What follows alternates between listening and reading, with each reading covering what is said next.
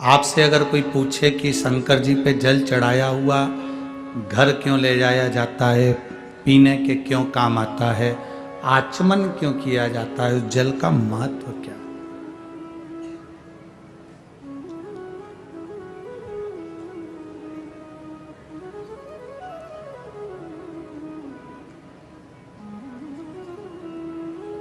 किसी किसी के घर में, किसी किसी शिव मंदिर में,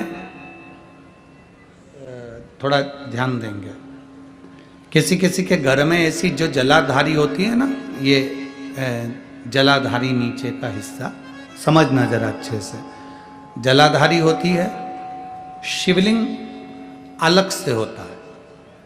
किसी किसी के यहाँ ऐसा होता है, किसी किसी के यहाँ इस जलाधारी में ही शंकर भगवान एकदम फिट होता है, और किसी किसी के यहाँ पर जलाधारी होती है तो शिवलिंग उठ जाता है, रख दिया जाता है, साफ कर कर वापिस शिवलिंग को रख दिया जाता है, या स्नान कराया जाता है तो शिवलिंग रखा जाता है। अब कई लोगों के मन में एक प्रश्न आ जाता है कि गुरुजी हमारे यहाँ जो शिवलिंग है, हमारे यहाँ जो शिवपिंडी है, हमारे यहाँ जो शंकर जी की पूजन करते हैं उसमें जलाधारी अलग है, शिवलिंग अलग है, तो क्या मंदिर में भी कई मंदिरों में ऐसा होता है कि जलाधारी होती है, शिवलिंग अलग से होता है, स्नान कराओ, पूजन करो, आराधना करो, नीचे उसमें जल भर जाता है, दही दूध भर जाता है तो लोग उसे साफ कर देते हैं। इसका महत्व क्या है?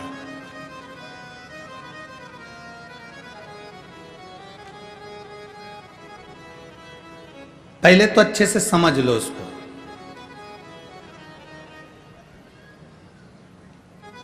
चाहे तुम्हारे घर में पूरा शिवलिंग बना बनाया हो वो भी श्रेष्ठ है, चाहे तुम्हारे मंदिर में घर में जलाधारी अलग हो और शिवलिंग अलग से रखा हुआ हो वो भी श्रेष्ठ है। बस अंतर एक है, केवल एक अंतर उसमें भारी है। कौन सा अंतर भारी है? कि जो शिवलिंग फिट है, जो शिवलिंग उसमें लगा हुआ है, उसकी आप आराधना कर रहे हैं, उसमें आप जल चढ़ा रहे हैं, भक्ति कर रहे हैं, आराधना कर रहे हैं, उसका भी फल पूरा मिलेगा। जो शिवलिंग अलग से है, उस जलाधारी पर रखा हुआ है, उसकी आराधना कर रहे हैं, उसका भी फल पूरा मिलेगा। पर अंतर इतना आता है कि जैसे जो फिट शिवलिंग है जलाधारी के साथ रखा हुआ, उस पर एक बेलपत्र चढ़ाई हुई, एक बेलपत्र चढ़ाई हुई हजारों फल देने वाली होती है।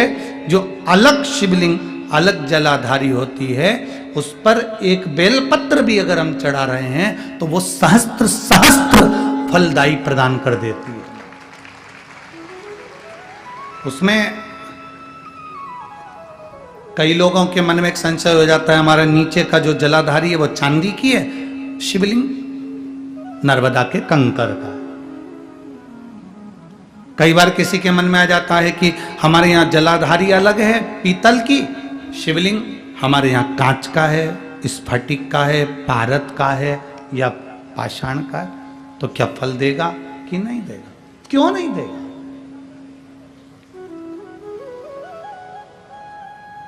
अब आपसे पूछते हैं, गंगा जी के जल को गंगाली जानते हैं आप लोग? ये सब गंगा भर के लाते हैं ना, वो पेक रहती है, उसमें सील लगी रहती है, सिर्फ होती है। क्या बोलते हैं इसको यहाँ पर? यहाँ क्या बोलते हैं हमको स्मरण नहीं, हमारे उधर तो गंगाली कहते हैं उसको, जिसमें गंगा जी का जल भरा रहता है, ढक्कन लगा रहता है और उसको पेक रहती है, उसको हमारे यहाँ गंगाली कहते हैं। तो गंगा जी के जल को चाहे तुम गंगाली में रख लो और गंगा जी के जल को चाहे तुम पानी के लोटे में रख लो, जल बदलेगा क्या?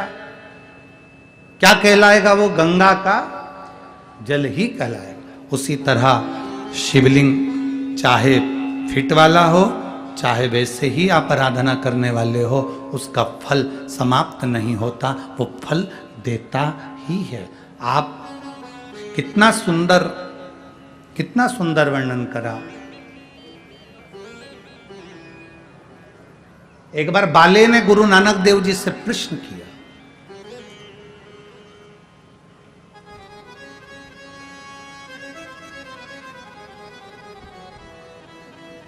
बड़ा विचित्र सेवक था ये बाले, भगवान गुरु नानक देव जी का बड़ा विचित्र। उसने एक प्रश्न किया, गुरु नानक देव जी से प्रश्न किया कि गुरुवर, आपसे एक प्रश्न है, क्या मेरा रोज गुरुद्वारे जाना जरूरी है? क्या मेरा रोज मंदिर जाना जरूरी है? क्या मेरा रोज परमात्मा की चौखट पर जाना जरूरी है?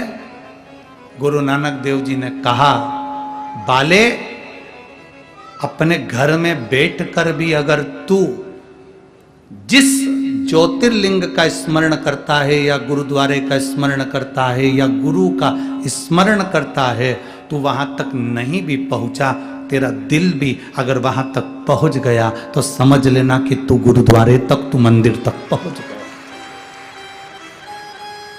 हमारा मन, हमारा दिल, हमारा हृदय, हमारा चित्त अगर वहां तक पहुंच रहा है तो समझ लो कि हम वहां तक पहुंच गए। आप में से कई लोग ऐसे बैठे हैं जो कथा में तो आ जाते हैं पर दिल ही नहीं लग पाता भगवान की कथा। बोलो सही है कि गलत है? कई लोग ऐसे होंगे जिनका मन भी कथा में नहीं लग पाता। कथा में बैठे हैं, तैयार होकर आए, पानी की बोतल भी लाए, खाने पीने का सामान भी लाए, चली थी तो 2 रुमाल भी लेके चली है, रुमाल में सुपारी भी बांध के लाई है, ऐसे ही नहीं आई है।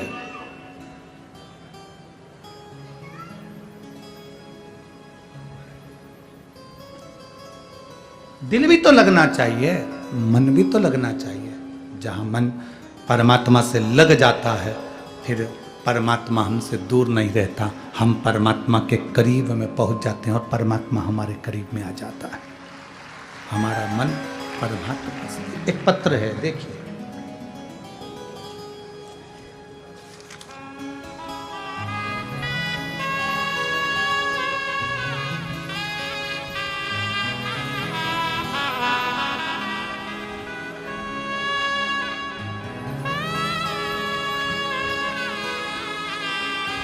मैं ऐश्वर्या अमर पंचारे, कहीं बैठी हो तो हाथ हिला सकती हैं। आप ही हैं बेटा, एक बार ऐसे हाथ हिला दो।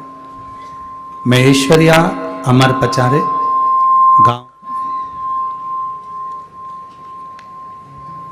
गांव महाकालपुर, तहसील बनी, जिला यवतमाल।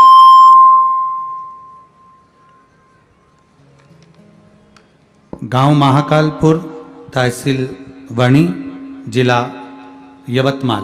मोबाइल नंबर मेरा ये है।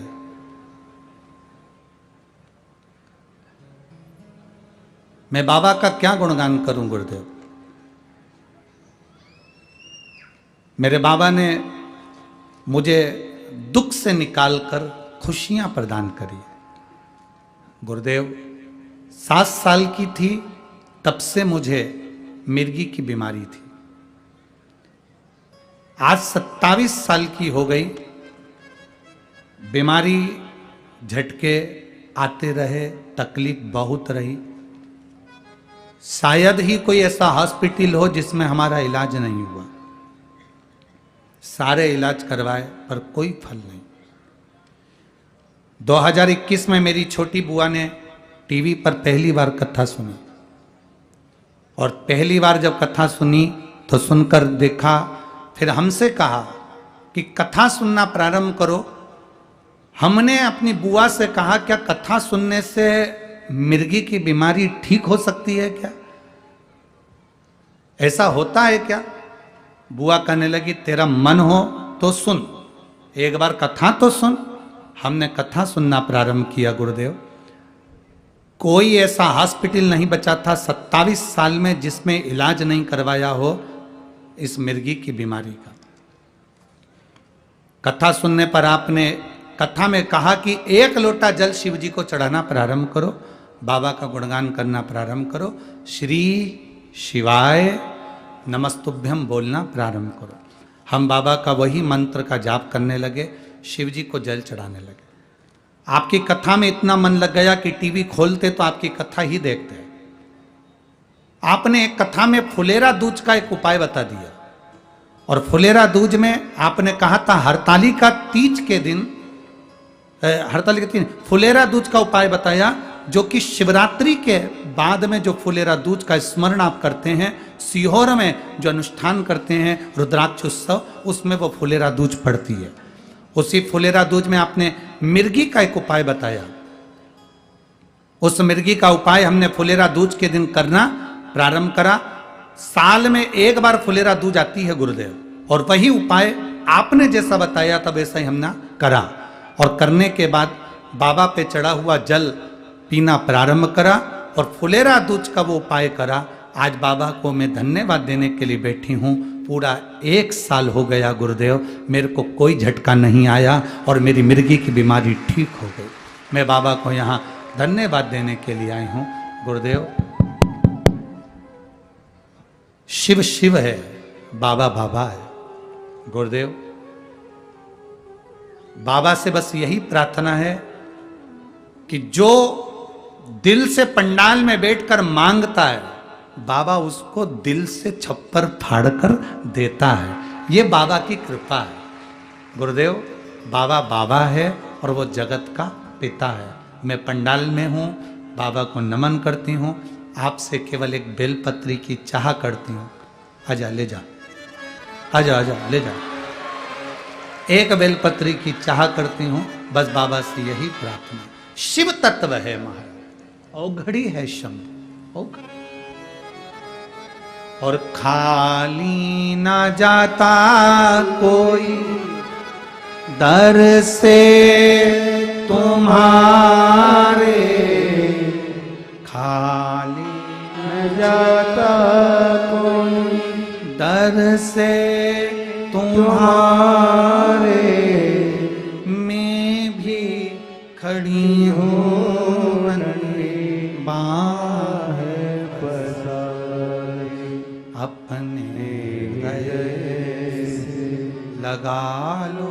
लगा लो, गिरा जा रहा हूँ, उठा लो, उठा लो। भोले अपने दर से अब तो ना टारो, गिरी जा रही हूँ, उठा लो, उठा लो। शिव तत्व है, शंभु औघड़ी, दयालु है, त्रिकालदर्शी है, कैलाशी है, अविनाशी है।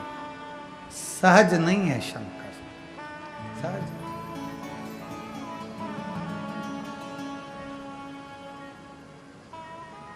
हमने पहले भी कथा में कहा, यदि आपने दिल से एक बार कथा को सुन लिया, आपने दिल से अगर भगवान शंकर की पवित्र कथा को अपने भीतर धारण कर लिया, आपने दिल से भगवान शंकर की पवित्र कथा को अपने भीतर उतार लिया, तो ये निश्चित है, दिल से सुना है तो वो दिल से देता जरूर।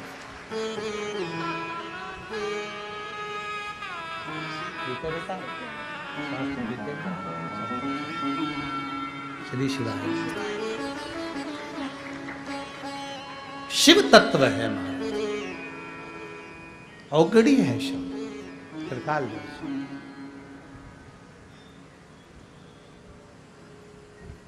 बैठे जरूर हो कथा के पंडाल में, आए जरूर हो कथा के पंडाल में, पर ये मान कर चलना, कथा का पंडाल नहीं है ये। आप अपने पिता से अपने दिल की बात कहने के लिए पहुंचे हो, अपने पिता से अपने मन की बात कहने के लिए। ये केवल कथा का पंडाल नहीं, अपने मन की बात कहने का स्थल। लोग कहते हैं गुरुजी हम कौन से कलर का कपड़ा पहने भगवान मिल जाएंगे, हम कौन से कलर का कपड़ा धारण करें भगवान मिल जाएंगे, हम कौन सी नदी के तट पर जाकर बैठें भगवान मिल जाएंगे। शिव महापुराण की कथा कहती है भगवान को पाने के लिए कपड़े बदलने की जरूरत कभी नहीं पड़ती, भगवान को पाने के लिए केवल कलेजा बदलना पड़ता है, परमात्मा तुम्हारे सामने आ जाता है। केवल हमको कलेजा बदलना है, केवल हमको अपना मन बदलना है, केवल हमको अपनी चित्त बदलना है, केवल हमको हमारी वृत्ति बदलना है। विचार और जल ये दोनों गंदे नहीं होना चाहिए। विचार और जल अगर गंदे हैं, जल गंदा है तो आपको स्वस्थ नहीं होने देगा, आप बीमार की बीमार रहेंगे।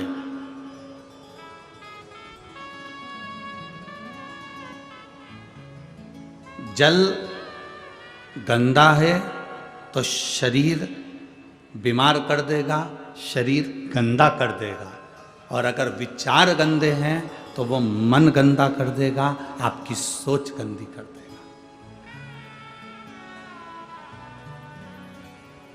श्रेष्ठता पाइए, श्रेष्ठता।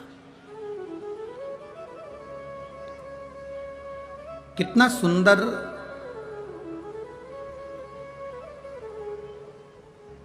संवाद शिव महापुराण के अंतर्गत आता है।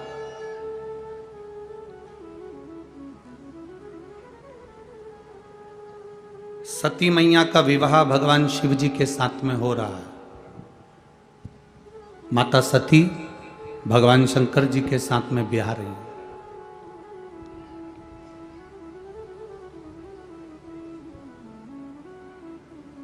सती मैया का विवाह भगवान शिव के साथ में हो रहा है। सती मैया भगवान शंकर को अधिक प्रेम करती है, बहुत प्रेम। दक्ष प्रजापति ने सती माता को समझाया था। दक्ष प्रजापति ने माता सती जी से कहा था कि सती सुन, तू ये विवाह मत कर, ये शादी मत कर, मैं तेरे लिए अच्छा वर देख देता हूँ, अच्छा घर देख देता हूँ, तेरे लिए अच्छा परिवार देख देता हूँ। पर सती मैया नहीं मानी। मुझे विवाह करना है तो केवल शिव से करना है और किसी से।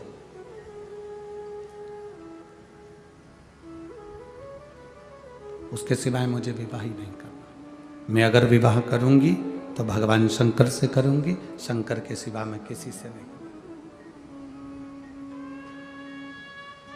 एक भरोसा, एक विश्वास, एक दृढ़ता सती ने बना ली। माता सती ने एक दृढ़ता बना ली, एक विश्वास बना लिया, एक भरोसा बना लिया।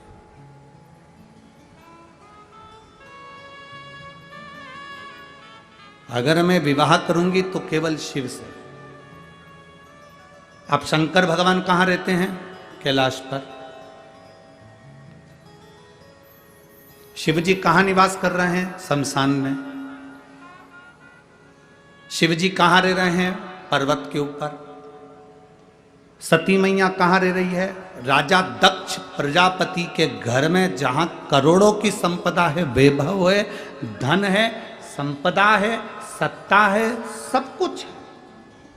दक्ष प्रजापति की यहां कोई कमी नहीं है।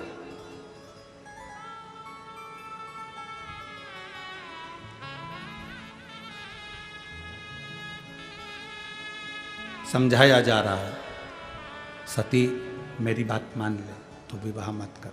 सती मेरी बात मान ले तो शिव से विवाह मत कर, तू और किसी से विवाह कर लेगी मैं चल जाएगा। कोई धनपति, कोई वैभवपति, कोई सत्तापति, कोई हम ऐसा ढूंढ लेते हैं जिसके साथ में सती तुम विवाह कर लो। सती तुम विवाह कर लो, हम ढूंढ लेते। सती ने सती कहती हैं मैं विवाह करूंगी तो केवल देवाधिदेव महादेव से करूंगी, इसके सिवाय विवाह नहीं करूंगी। दक्ष प्रजापति ने भगवान शंकर को बुलाकर एक बात बड़ी सुंदर कही, और एक एक लड़के की बुद्धि में ये बात बैठना चाहिए जो शंकर भगवान ने दक्ष प्रजापति से कही। पहले दक्ष की बात सुन लेना, उसके बाद शंकर जी की बात सुन लेना। विवाह करने वाला लड़का, विवाह करने वाला वर, उसके मुख पर शिव महापुराण का यह संवाद अब उसके जिह्वा पर होना चाहिए।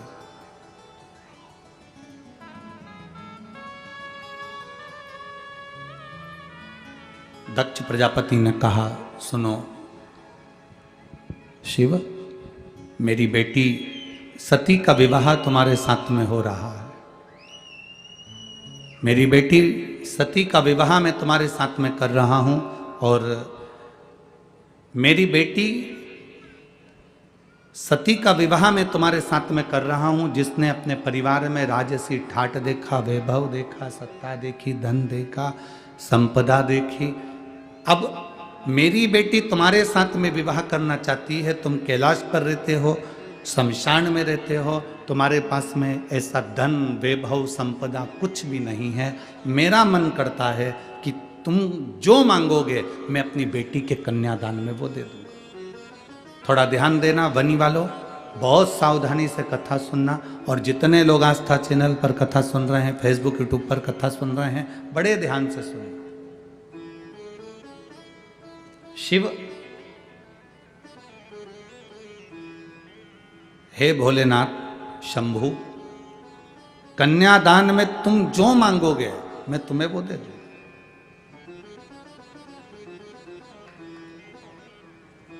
आज मेरी बेटी ब्याह रही है, तुम्हें जो चाहिए मांगो।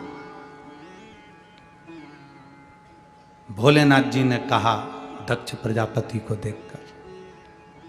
दक्ष प्रजापति को जब देखा तो देखकर भगवान शिव ने, भगवान शंकर ने, ओघड़दानी ने, त्रिकालदर्शी ने, कैलाशी ने, अविनाशी भगवान शिव ने देखा, और भगवान शंकर ने देखते ही दक्ष प्रजापति के हाथ जोड़ते हुए, क्योंकि ये सती के पिता हैं, मेरे ससुर हैं, सती के पिता हैं, मेरे ससुर हैं, तो हाथ जोड़ते जोड़ते उन्होंने निवेदन किया, हाथ जोड़कर निवेदन करा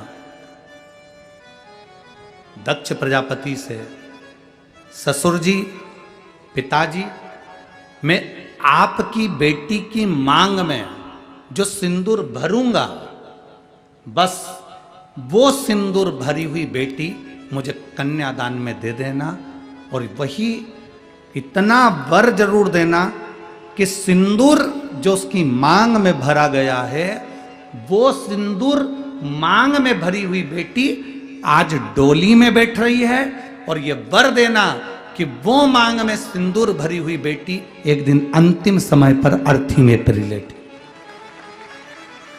उसके मांग में सिंदूर भरा हो, बिना सिंदूर के वो अर्थी पर भी ना लेटे।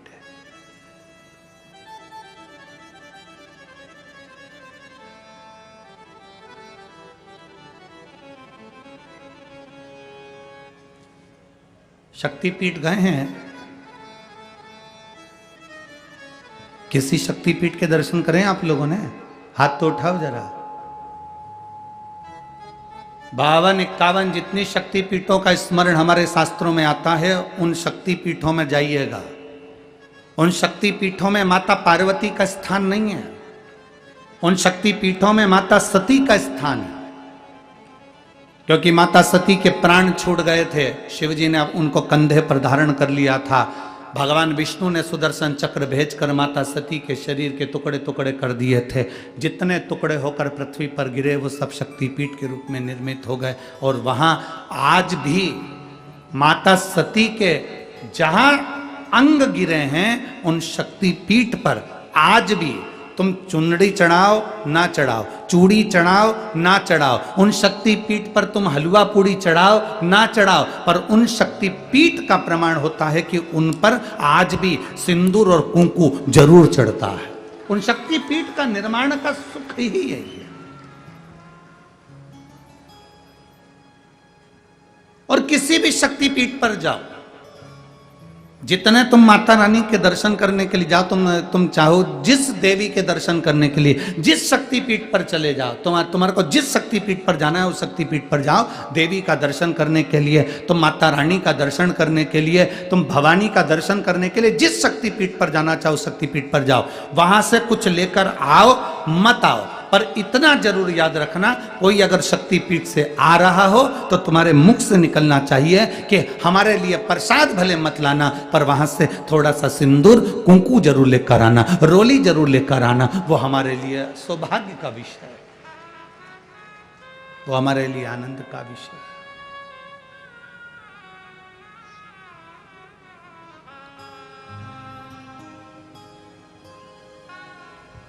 महाराज, शिव मेरी बेटी सती तुम्हारे साथ में ब्याह रही है।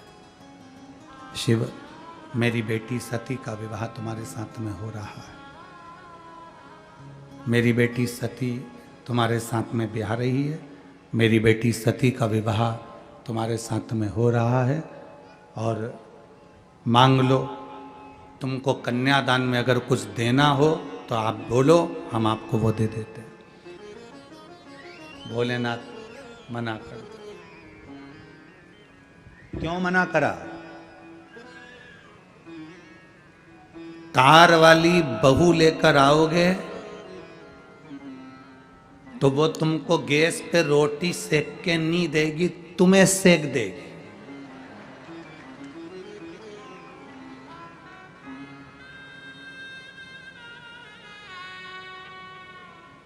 पर संस्कार वाली बहू लेकर आओगे तो जैसे वनी में शिव महापुराण की कथा हो रही है, ऐसी कथा तुम्हारे यहां भी हो जाएगी अगर संस्कार वाली ला।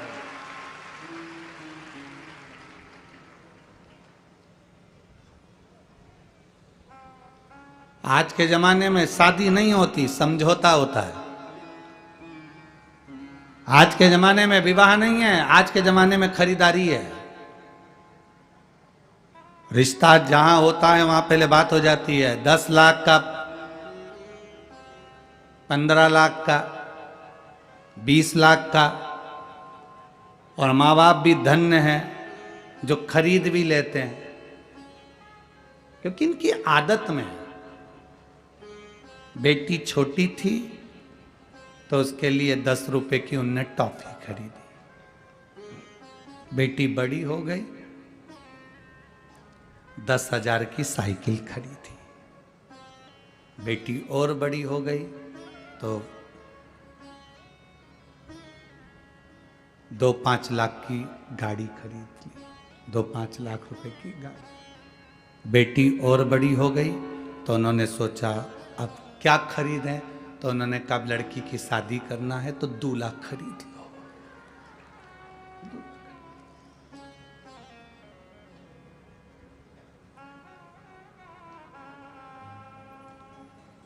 तुमने भी सोचा ससुर अच्छा मिला है, गाड़ी दे रहा है, जमीन दे रहा है, बेटी दे रहा है, half set, full set, sofa set सब दे रहा है। पर तुम ये अंदाजा नहीं लगा के बैठे कि उसकी बेटी जब तेरे यहाँ आएगी तो सोफा सेट तो रहेगा, हाफ सेट तो रहेगा, फुल सेट तो रहेगा, पर तू अपसेट रहेगा।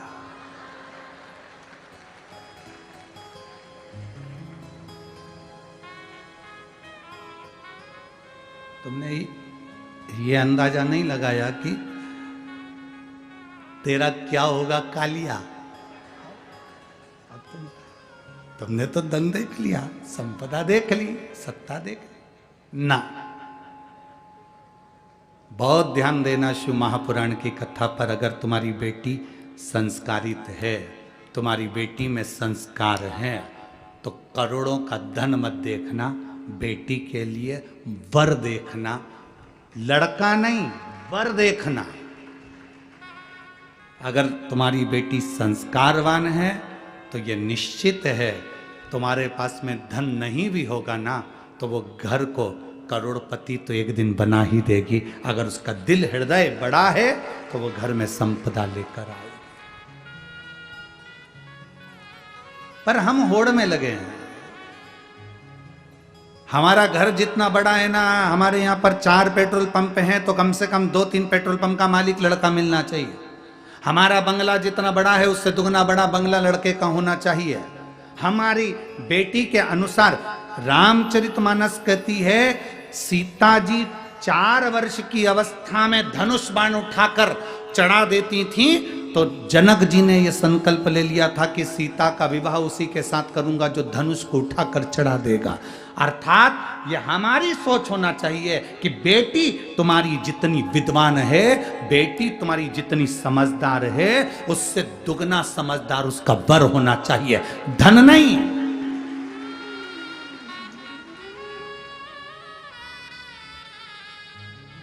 हम धन दुगना देखते हैं, हम संपदा दुगनी देखते हैं, हम पैसा दुगना देखते हैं, पर लड़का विवेक से दुगना नहीं देखते, बुद्धि से दुगना नहीं देखते कि हमारी बेटी के अनुकूल हो।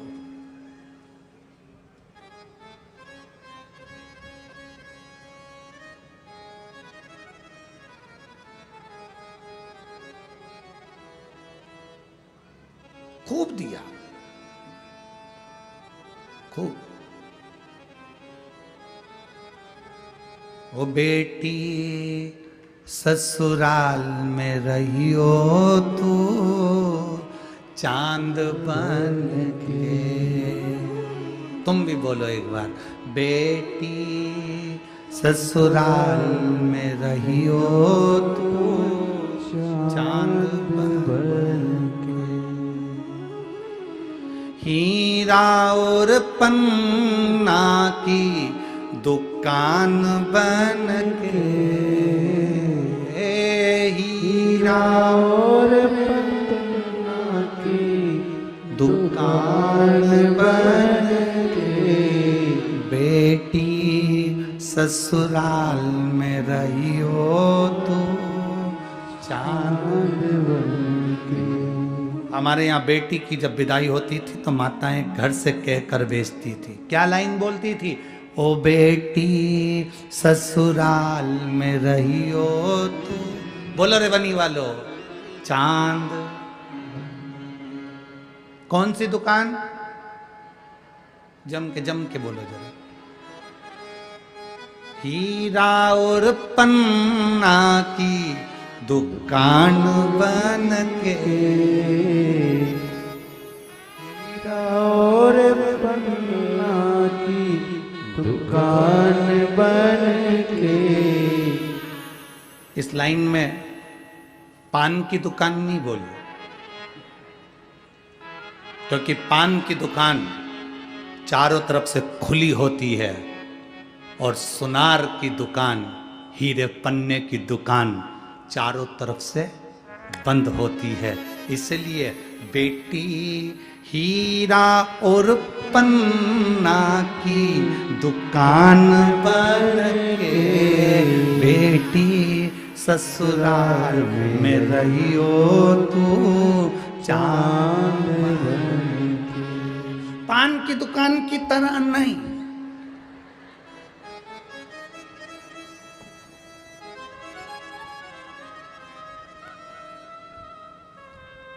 हीरा पन्ना की दुकान चारों तरफ से ढकी, चारों तरफ से ढकी।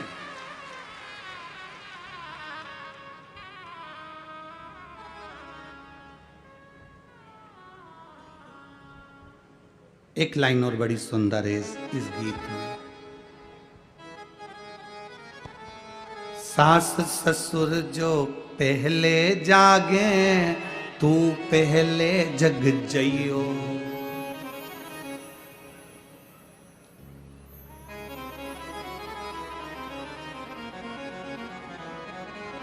अब तुम भी बोल लो जरा इस लाइन को। सास ससुर जो पहले जागे, तू पहले जग जइयो।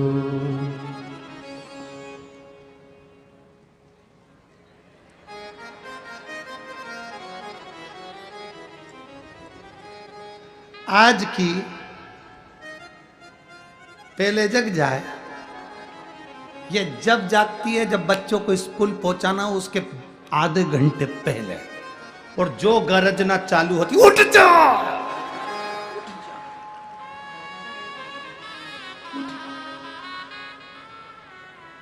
बच्चे तो नहीं उठते, पर पास में जो सो रहा है भेरू, वो उठ जाता। उठते से हाथ जोड़ के बोलता है, ए चंद्र घंटा, ए कुष्मांडा, कात्यायनी, कालरात्रि, हे काली खप्पर वाली, आज क्या हो गया जो तू इतनी गरज रही है? तुम तो सोते रहो, बच्चों को जगा दो, मैं आई अब भी और गई रसोई घर में 4-6 बर्तन फेंका फाकी करी। इतने में बेचारी सास जग कर बोली, बेटा एक काम कर, तू बच्चों को तैयार कर ले, मैं टिफिन बना दूंगी। वो तो चाहती यही थी कि डोकरी उठे, वो चाहिए रही थी कि उठे।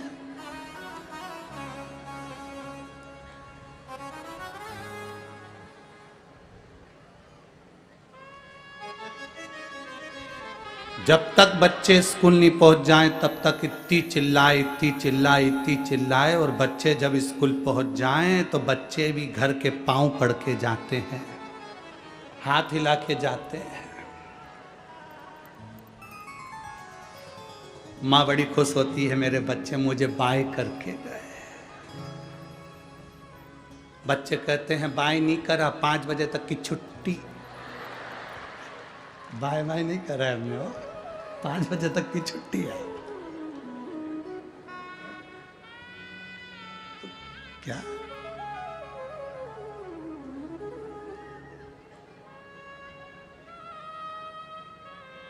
कितना कितना वर्णन है महाराज, कितना। फिर इस लाइन में एक लाइन और कही गई, सास ससुर जो भोजन करिए, नित नित भोजन पहियो। अगर घर के बड़े भोजन कर रहे हैं तो पहले उनको भोजन कराओ, उसके बाद स्वयं भोजन ग्रहण करो। पर हमारे यहाँ पर सिखाकर भेजा जाता है, जितना बन सके उतना काम करना। भूख लगे नीचे से बना के अपने कमरे में ले जाके चढ़ जाओ।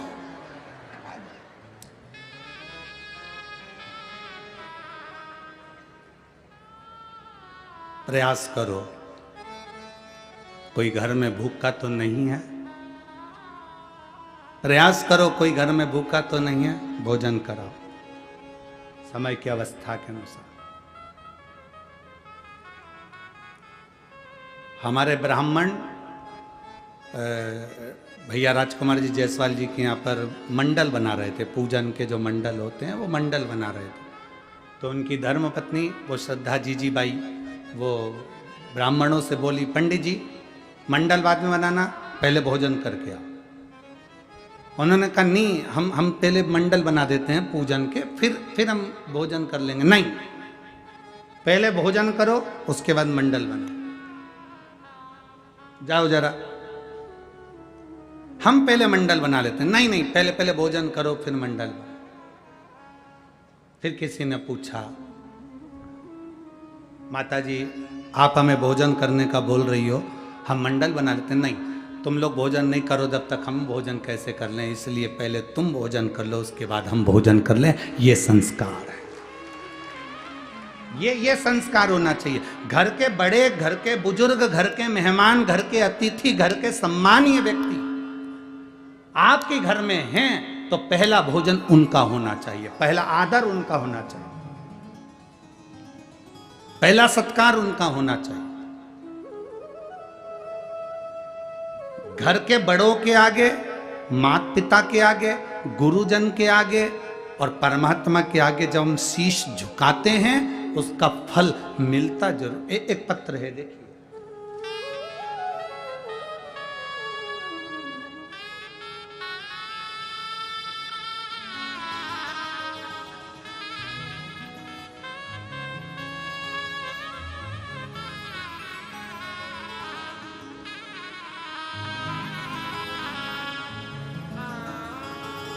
मैं कविता जायसवाल नागपुर से आई हूँ। कहीं बैठी हो तो हाथ हिला सकती हैं, आप ही हैं, हाथ हिला दे। मैं कविता जायसवाल नागपुर से हूँ गुरुजी। आपको भी प्रणाम और आपकी माता जी को भी प्रणाम, धन्यवाद। आपकी माता जी को भी प्रणाम जिन्होंने ऐसे पुत्र को जन्म दिया, जिन्होंने शिव महापुराण की कथा जनमानस को सुनाई, धन्यवाद। आपके कथा के माध्यम से एक लोटे जल का क्या महत्व होता है, हमारे भीतर एक विश्वास और श्रद्धा उत्पन्न करिए। 2020 से मैंने आपकी कथा टीवी पर सुनना प्रारंभ करी। मेरे 2 बेटे हैं, दोनों सीए की पढ़ाई कर रहे थे। दोनों बेटे कभी 2 नंबर से कभी 3 नंबर से रह जाते थे। बच्चे आए हैं साथ में, हाथ हिला दो बाबू, बधाई आपको पहले तो बहुत बहुत। 2-2, 3-3 नंबर से रह जाते थे। आज के समय के बच्चे कैसे शंकर जी पे भरोसा कर लें, क्योंकि आज वैज्ञानिक युग है और वैज्ञानिक युग में इतनी जल्दी विश्वास पैदा नहीं होता परमात्मा के प्रति।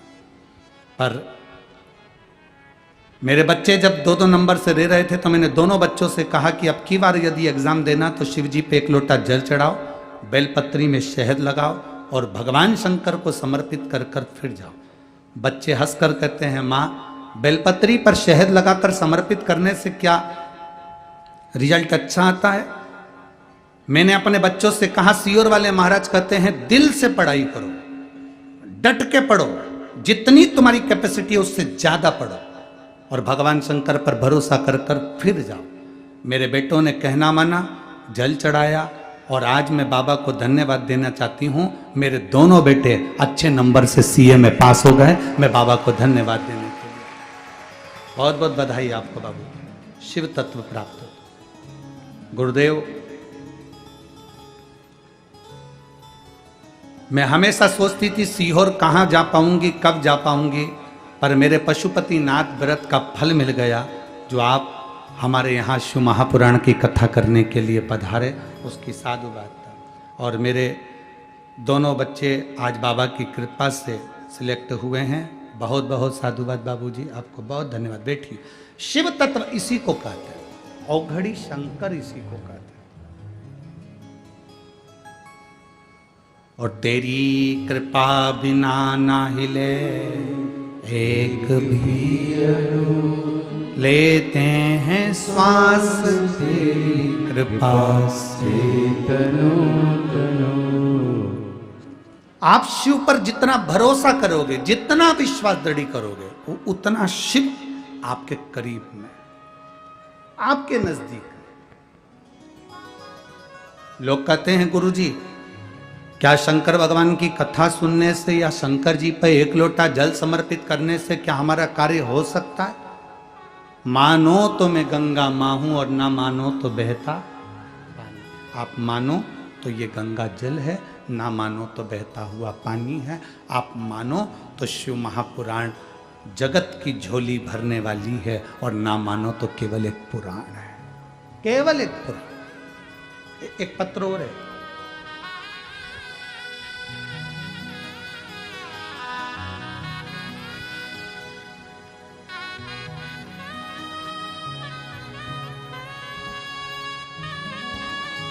मेरा नाम हितेश तरेकर है, गांव का नाम दाखा, जिला यवतमाल। मेरा मोबाइल नंबर ये है। कहीं बैठे हैं क्या? कहीं बैठे हो तो हाथ हिलाइएगा। आप ही हैं? ऐसा हाथ हिला दो एक बार, वापिस हाथ हिलाओ एक बार। मेरा नाम हितेश तारेकर है, गांव का नाम दाखा, जिला यवतमाल। मेरा मोबाइल नंबर ये है। 1 लोटे जल का मैं क्या वर्णन करूं गुरुदेव। जो लोग पत्र पढ़ते हो तो वो एलईडी पर या आस्था चैनल पर हमारे साथ में इस पत्र को साथ में पढ़ भी सकते हैं। मेरा नाम हितेश तारेकर है, गांव का नाम दाखा, जिला यवतमाल। मेरा मोबाइल नंबर ये है। मैं 1 लोटे जल का बेलपत्र का क्या वर्णन करूं गुरुदेव। मेरे पैर के घुटने में गठान हो गई थी। वो गठान 1.5 साल हो गए थे। डॉक्टर ने कहा था इसका ऑपरेशन होगा और ऑपरेशन कर कर गठान निकाली जाएगी और जांच के लिए जाएगी। गुरुदेव, आज के समय में अगर गठान हो जाती है तो बड़ा भय लगता है, डर लगता है कि ना जाने कौन सी बीमारी हो गई, क्या करा जाए। और डॉक्टर ने कहा इस गठान को निकाल कर जांच के लिए भेजना पड़ेगा। तब मेरे पड़ोसी के कहने पर मैंने पहली बार आपकी शिव महापुराण की कथा सुनी और शंकर भगवान पे चढ़े हुए बेलपत्र को खाना प्रारंभ करा। जल चढ़ाता, बेलपत्र लाता, मेरी गठान गलना प्रारंभ नहीं हुई गुरुदेव। फिर आपने एक कथा में कहा था कि बेलपत्री के पीछे का हिस्सा नोक तोड़कर, पीछे की जो डांट होती है, डंडी होती है, उसको तोड़कर शिव जी की अशोक सुंदरी वाली जगह पर स्पर्श करो। उसको चढ़ाकर स्पर्श कर कर कुंदकेश्वर महादेव का नाम लेकर उसको खाना प्रारंभ करो। गुरुदेव, मैंने 22 दिन तक उस बेलपत्री के पीछे की डंडी को अशोक सुंदरी वाली जगह पर चढ़ाकर कुंदकेश्वर महादेव का नाम लेकर खाना प्रारंभ करा और बाबा से विनती करी, बाबा मेरे पाँव में गठान हो रही है, डॉक्टर के हिसाब से इसका ऑपरेशन कराकर ये मुंबई जांच के लिए जाएगी।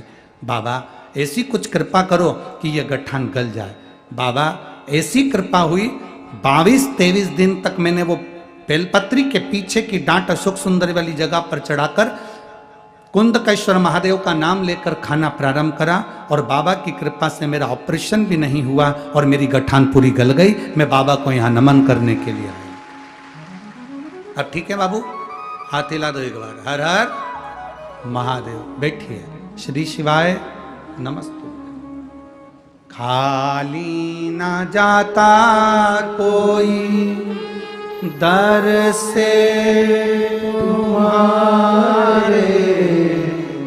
खाली ना जाता कोई दर से तुम्हारे, मैं भी खड़ा हूँ नन्ही बाह पसारे, अपने गले से लगा लो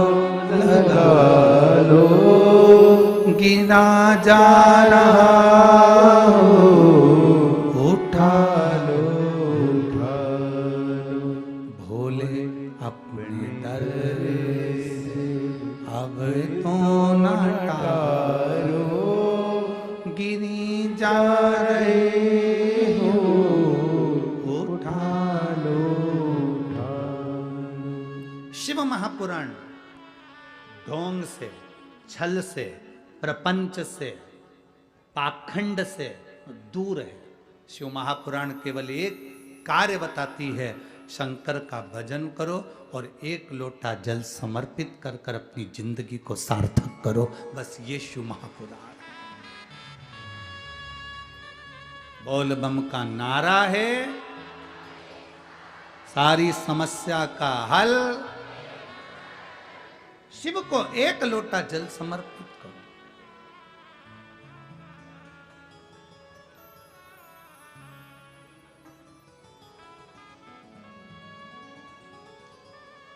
आपके भीतर का भरोसा जागृत करो, अपने भीतर का भरोसा।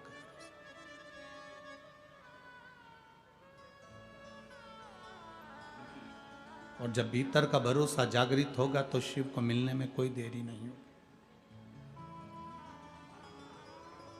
कई लोग कहते हैं गुरुजी हम शंकर भगवान को कैसे भजें, हमारे हृदय में शिव तत्व हम कैसे जागृत करें। हम हमेशा कहते हैं, पहले भी कहा फिर कहते हैं, कोई व्यक्ति हमको छोड़कर चला जाता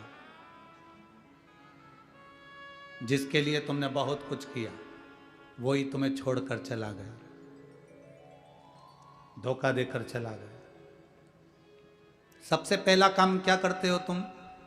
जो तुमको छोड़कर चले जाता है, अपने मोबाइल में से उसके फोटो, बोलो बोलो जम के बोलो जरा, डिलीट कर दो।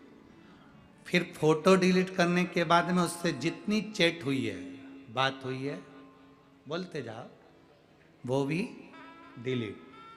फिर फेसबुक, इंस्टाग्राम, व्हाट्सएप पे उसको ब्लॉक कर दिया।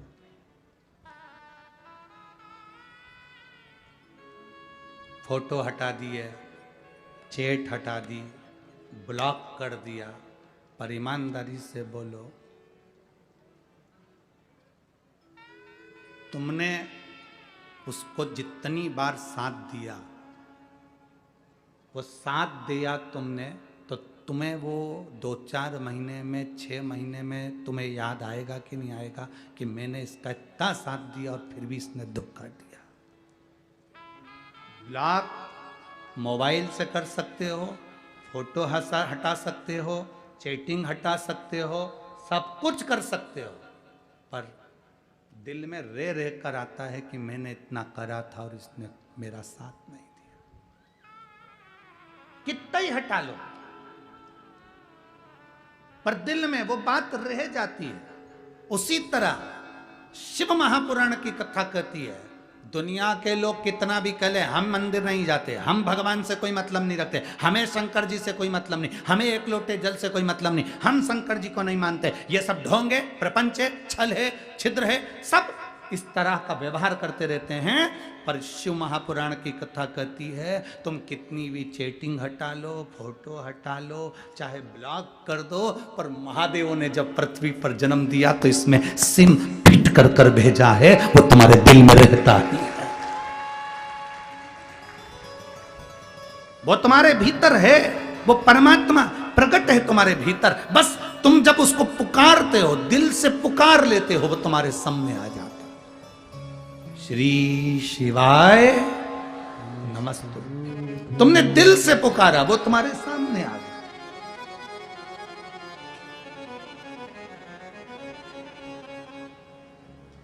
जिस दिन तुमने दिल से पुकारा, वो तुम्हारी साक्षी में आ गया।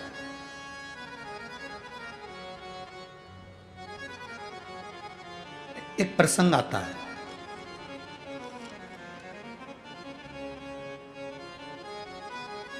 काशी के राजा दिवोदास, काशी के राजा का नाम था दिवोदास, जिनकी धर्म पत्नी का नाम था अनंग मोहिनी।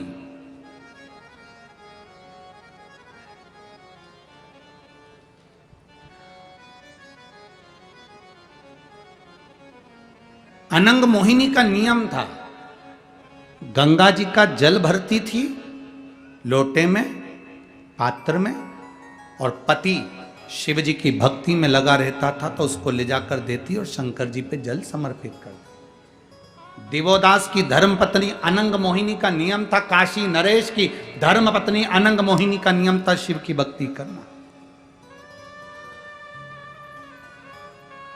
एक बार अनंग मोहिनी आ रही थी,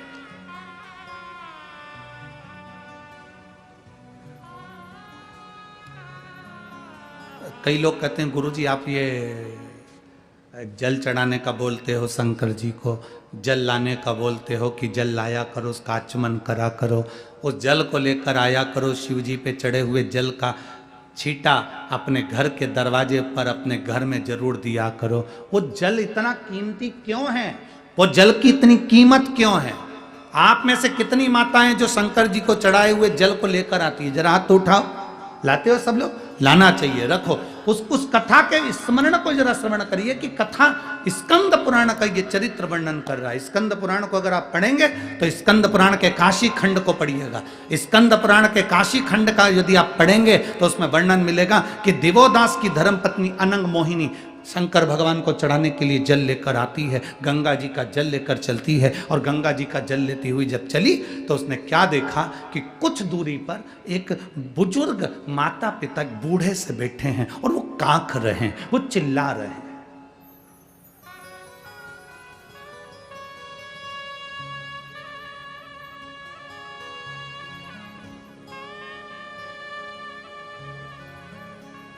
चिल्लाने का भी एक तरीका होता है।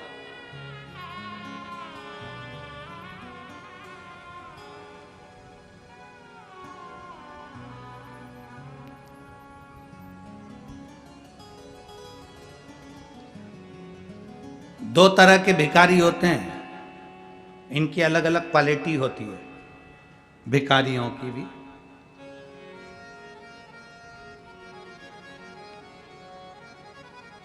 एक भिखारी वो होता है जो केवल तुम्हारे दरवाजे पर आकर चिल्लाता है, भैया 10 रुपए दे दो ना, भैया 1 रुपये दे दो ना, भैया 5 रुपए दे दो ना, भैया रोटी दे दो ना। और एक भिखारी वो होता है जो सुबह से शाम तक भगवान का नाम ले लेकर पुकारता है, राम राम कीर्तन कर रहा है, भजन कर रहा है, नाम जाप कर रहा है। एक तुम्हें पुकार रहा है और दूसरा भगवान को पुकार रहा है। जो तुम्हें पुकार रहा है वो भूखा सो सकता है, पर जो भगवान को पुकार रहा है वो भूखा नहीं सो सकता।